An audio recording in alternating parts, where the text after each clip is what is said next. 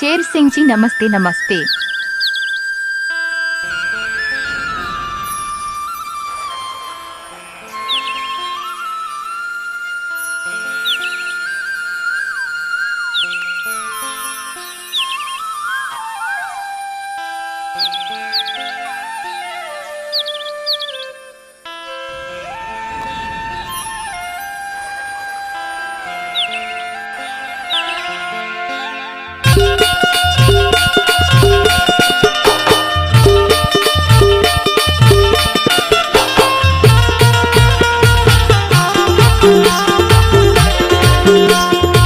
आपका नाम क्या है? डीजे शेर सिंह पट्टा।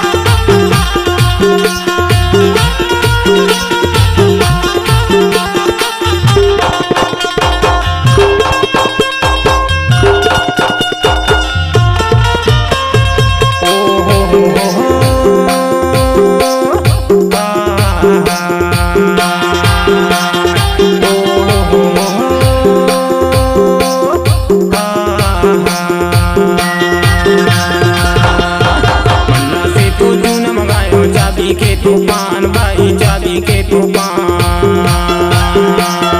हमार गाँव में कर्मा होते चले यार कर्मा आना चिलाया। शेर सिंह जी नमस्ते नमस्ते। टोला में बालाया कर्मा आना चिलाया। टोला में बालाया कर्मा आना चिलाओ।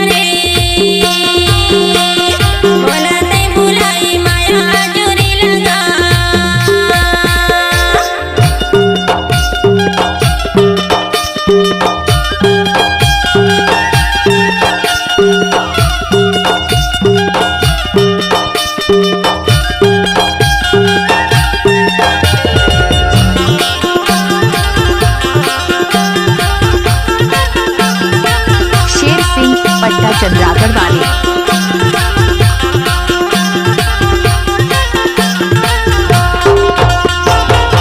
टूरी साड़ी पहने अब के टूरी सूट हैगा अब के टूरी सूट। पहले के टूरी साड़ी पहने अब के टूरी सूट हैगा अब के टूरी सूट। के बरजे नहीं माने वो है गए नहीं तो झूठ कर्मा आना चिलाया। टोला में बालाया कर्मा आना चिलाओ। टोला में बालाया कर्मा आना चिलाया।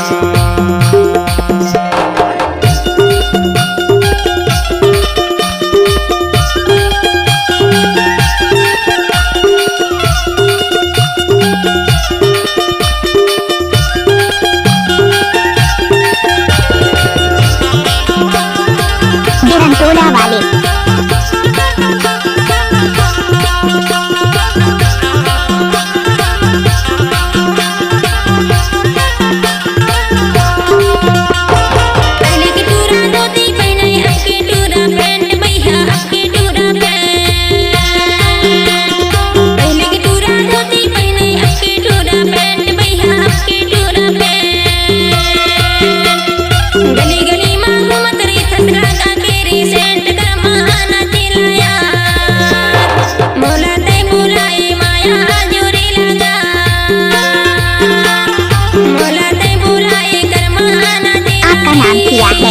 डीजे शेर सिंह पट्टा।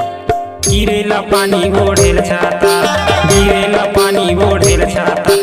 चाबी माँ पूछ ले बे मोरे जे पाता कर गाँव गली हाय आजा बैठे भा कर गाँव गली हाय आजा बैठे भा कर गाँव गली हाय।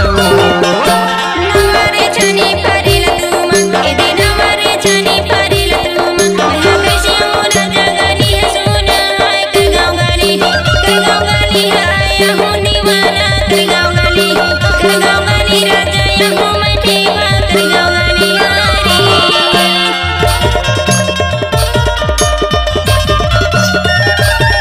शेर सिंह जी नमस्ते नमस्ते।